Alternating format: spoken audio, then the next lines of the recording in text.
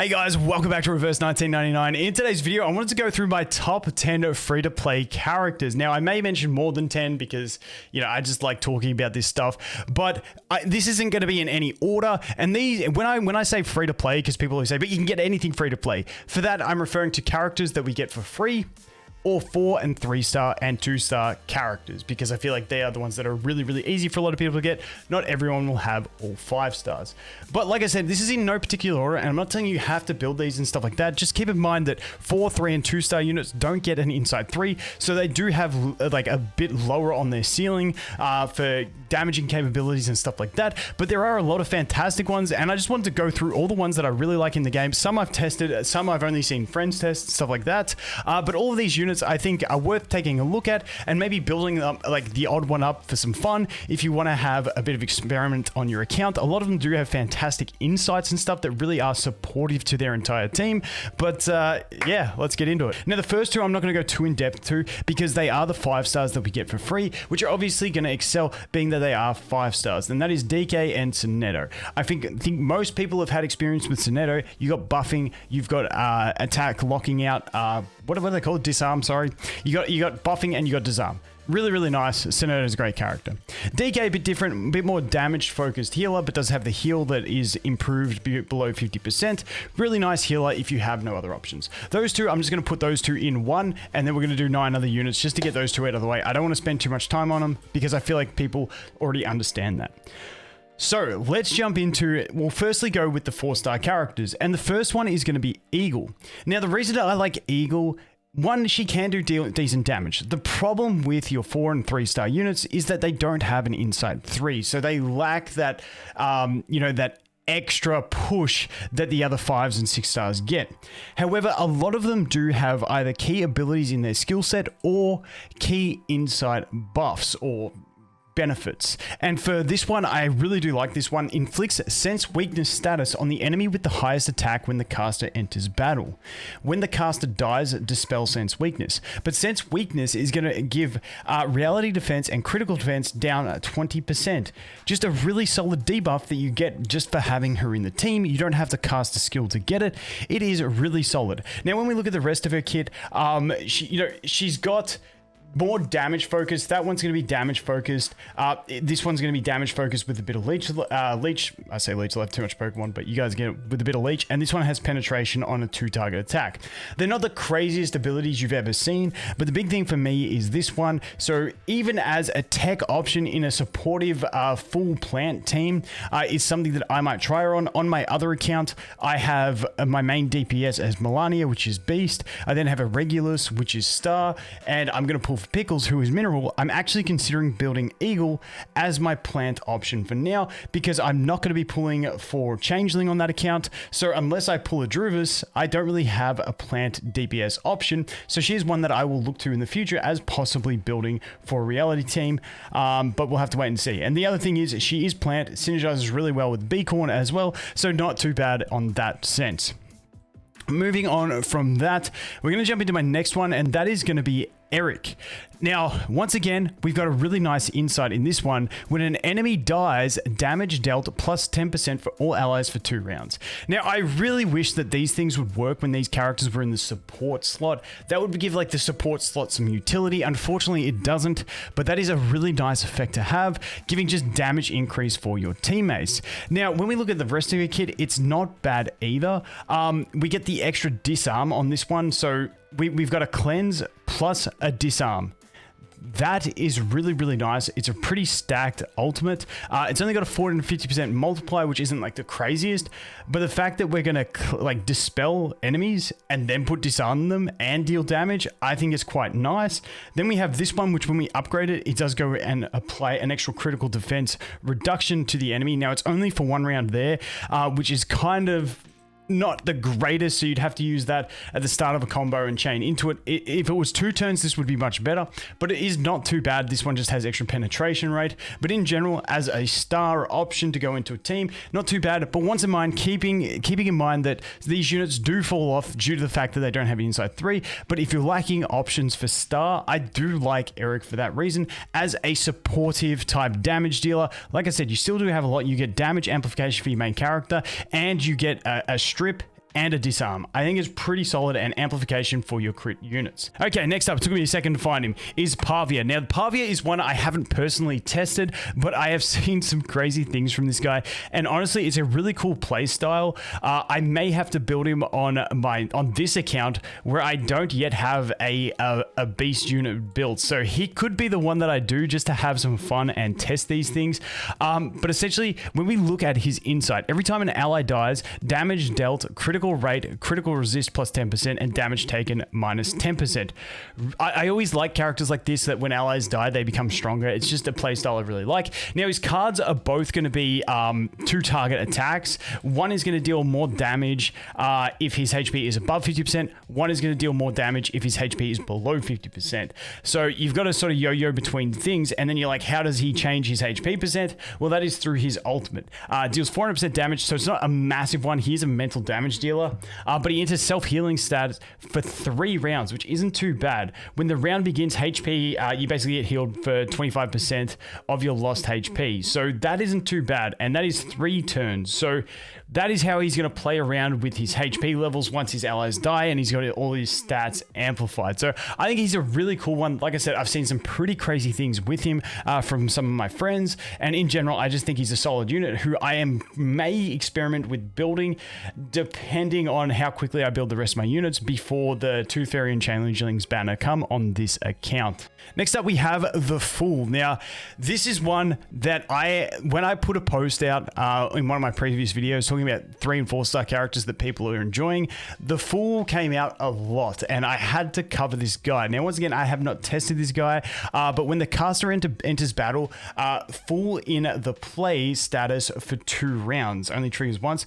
but then we get some damage mitigation. So he does have some damage mitigation. And the one thing I wish was that this was HP that he gained on the second one instead of defenses, because when we look at his counter, now this is the really nice thing. Self counter enters taunt for 1 round. Nice. Obviously, self-taunt means we get more effect out of this extra damage mitigation that he has in his insights. But self-counter enters taunt for 1 round.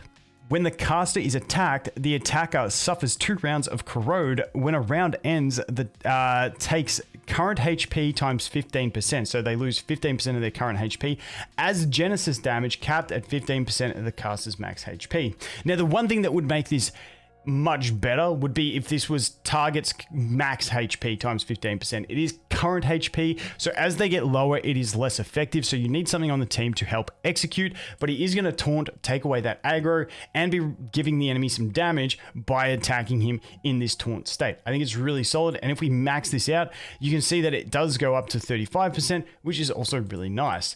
Then we have this one. This one's not crazy at base, but we do get the Moxie reduction, and as we know, Moxie reduction is amazing. If it had Moxie reduction at the base one, it would be absolutely broken. I don't think there is any skills that have Moxie reduction at base, but just getting this up to 2 star, giving you that Moxie reduction, can cancel ults, really fantastic. And then this one over here, we have a mass damage, 250% to all enemies, which isn't much damage, but if the target is in corrode, then extends the duration by 1 round. Now, honestly, normally the ultimate is like the key part of kits.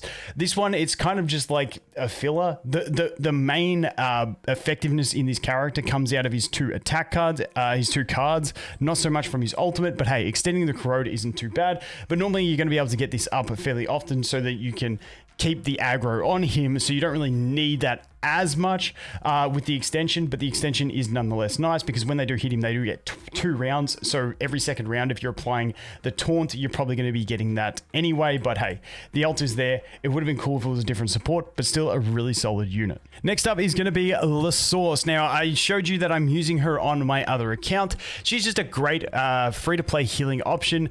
We also do have the DK, who is the 5-star one that we get after 7 days of login. But if you're looking for a different element and a more utility-based healer, we do have La Source. Now, La Source's healing, when we compare it to DK, on allies above 50% health, her healing is higher than Dikke's. On allies below 50%, it's lower. And when I say higher and lower, that's on the multiplier alone, not including base stats and stuff like that. Now, her other card is kind of a waste. It's just like a raw 2-target damage.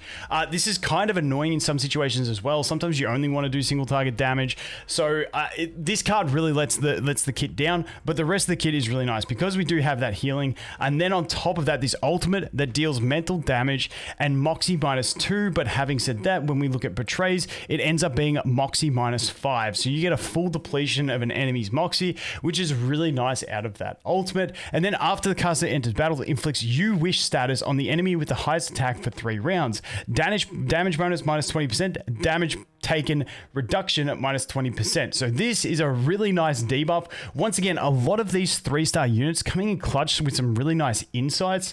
Honestly, a lot of them have just crazy supportive insights, which I absolutely love. So that is a really cool ability as well. That is tied into her insights along with healing, along with Moxie reduction. So the next one is another one I had in my video yesterday, the day before, whenever I made it, but that is going to be the twins. I think these are honestly one of my favorite out of the bunch that I'm going through today. Just because of their... I've just been loving them, basically. They have such strong utility. Once again, it is tied into their insight. Every other round enters Arcane Stamp status for 1 round. Duration of inflicted statuses +1 for 1 round. Now, this is just really, really good because the way it works is they're in the Arcane Stamp for turn 1, turn 3, turn 5, so on and so forth. Now, when you play them in round 1, it's very easy. This card, which is really nice. You've got critical defense -20% and 1 stack of weakness, so reduces the damage of 1 attack from an enemy. You can use this this round 1, and you actually get 3 turns out of it. Really fantastic. If you happen on round 1 to merge this, you get mental defense -25% for 2 rounds, becomes 3 rounds.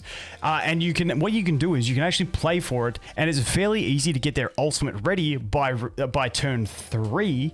Which is really solid because turn 3, they're going to have this Arcane Stamp back up, and then they can use their ultimate and inflict Nightmare for 2 rounds. So you just lock out an enemy for 2 rounds. Absolutely fantastic. Obviously, you can't deal damage to them during this phase, but to lock an enemy out for 2 turns is really handy in my opinion. So that is that one. Now, one thing about this card is it's one of those ones I actually like. If I had 2 of this on the board, instead of moving to merge and using it, I would normally, unless it's to get the extra Moxie because I need it, I actually like sometimes just using the 1-star twice, just because it inflicts an extra stack of weakness. Because the way weakness works, it's for 1 attack. Once the enemy uses an attack, they lose a stack, but you can use this twice and apply 2 stacks, and basically all that you're missing out is 1 Moxie and an extra 10% on the critical defense reduction. So depends on the situation whether you're trying to survive or amplify damage and go for ultimates, but it's one of those ones where you can play around it. But in general, just an absolutely amazing character. Really enjoying this one. Next up, we have Leilani. I think that's how we say it.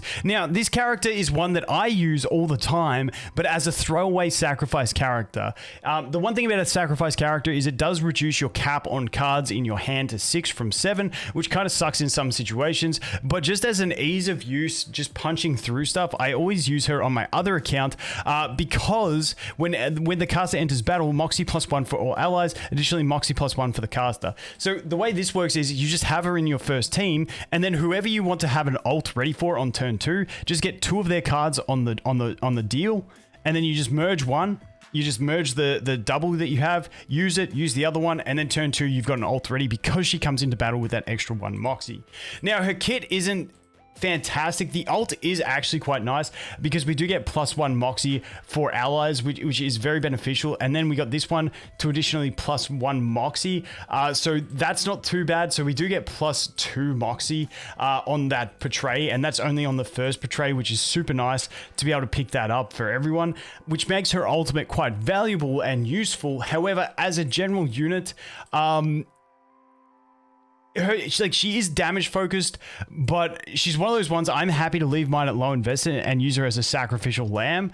However, I will eventually test her on one account, building her up, because I do think she does have really good damage potential. But once again, being a 4-star, you are limited on that potential. But nonetheless, everyone can get use out of the +1 Moxie at the start of the battle just to boost allies up to get an ult on turn 2. It's really nice, situationally fantastic for farming and stuff. I always use it. I just bring, when I'm trying to speed clear a stage, I just bring her and, you know, 2 main DPS units. So who cares what I get? I just merge. And then I got one of my main DPS with an ult on turn 2. Really nice, really tech usage. Cool unit. Next up, we have Alien T. Now, this is one that I am not looking at in terms of building straight away. Like a lot of these other units, I find they have their really good support early on, and that's where I'd want to build them. But Alien T is one of those units that I might build as like my 9th or 10th unit because of the tech positioning of him, using him in the support position. Because when the caster enters battle, enters taunt status, and gains a shield with Alien T's reality defense times 300% for 2 rounds only. Yada. You get the gist. But we have a taunt when we enter the battle. Now that is what I think is going to be a great tech pick about this option. Normally if one of your allies die, the other ones are probably getting pretty low. So if you can hold that aggro for coming in and buy yourself some turns, obviously if enemies have AoE, it's not going to be super effective. But if you can do that, it's going to be really solid. Now he does have additional taunt as well. And as you go up, this one's going to give you 2 rounds for the damage taken -2. And then this one's going to give you 3 rounds and it's going to be 60%. So he can have really high mitigation along with taunt. So good against single target enemies. This one, it's just damage plus more damage. But if the target's current HP is above 50%, then 60% more reality damage. Honestly, this is a pretty high multiplier for a 1-star card on a 3-star unit, going up to 220%. Normally 200% is like standard on like 5 stars, but then you can get a bit of bonus damage through different means. But it's honestly, for a 3-star, a decently damaging card, but you're not going to be building him for damage, so it's not that crazy in that sense. But this one, we got a mass attack, so we're going to hit all enemies and inflicts 1 round of disarm and silence on all enemies. That is pretty solid. So the reason I think this guy's going to be really useful, now he could be a starter for some people's teams, I get that, but for me personally, I want to use him as a tech sub-in unit where he subs in, he gets the taunt up easy, then that taunt can last for 2 rounds, and he's got the shield so he can survive. Then as long as we got single target damage coming out, then by that time we should have another taunt ready to go, and then we can build up his ultimate, and then we get some really good support out of this ultimate, basically locking your enemies out of anything except for ultimates. Really, really solid in general, and that is Alien T. And the final one we're going to look to is going to be Door. Now, this is a character I don't recommend building early on. I mean, do whatever you want if you want to, but for me, this is a unit that I'm going to build later on once I've got like, you know, 2 teams and maybe some sub options for teams built up. Maybe him as like 11th or 12th unit to have some fun, because I think he will be a really fun, it will be a really fun character because it's just a really cool playstyle. So basically, it's all about rushing an ult. These 2 cards, one's single target damage, one's 2 target damage. They have no added effects. There's nothing crazy in these. You can see that it's just more damage. That's just more damage. It's all about the ultimate on this character. Now, he kills himself. He reduces all his HP, gives all allies +2 Moxie, and a shield, and Inspire, which begins the round with +1 Moxie. But then on top of that, we have his Insight, which when he dies, he goes another +1. So if you just have him on a team with some damage dealers, as soon as he uses his ult, he dies and gives them +3 Moxie, and then their turn, they gain +1 Moxie as well. So they literally only have to have 1 Moxie on the turn that he uses this and dies, and the next turn their ult will be available. And then every turn after that, they're going to gain +1 Moxie, which allows them to snowball pretty hard. I really do like this. Now, you can stop his death with Necrologist, but that is another thing in itself. In general, I think he can be used really well just based on this, because he is also giving them some protection when he comes in. Now, something I'd love to test out is something like using him along with that Alien T, because he can sacrifice himself. Alien T comes out, holds the aggro, and allows the other units to go ahead and do their thing. Or you can flip it the other way around and have Alien T in the team, but I don't like that way as much.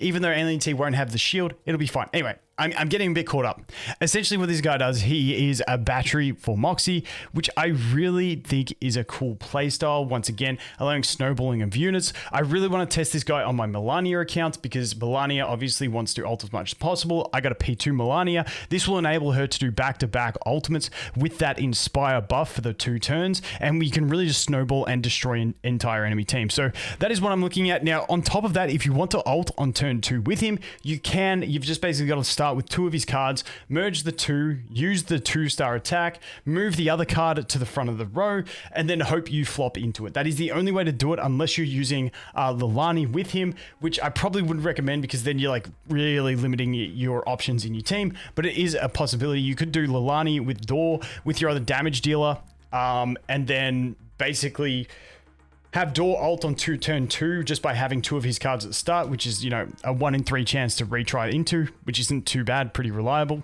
And then after that, you bring your other support character in, and then you can try and snowball. There's a couple ways to do it, but in general, I think Door's gonna be a lot of fun, and I'm rambling. Anyway, guys, that is my list of characters. Like I said, it's in no particular order, just a bunch of free-to-play characters that I think are really solid and worth taking a look at if you want to have some fun. But as always, guys, thanks for watching. Hope you have an awesome day, and I look forward to seeing the next one. Cheers.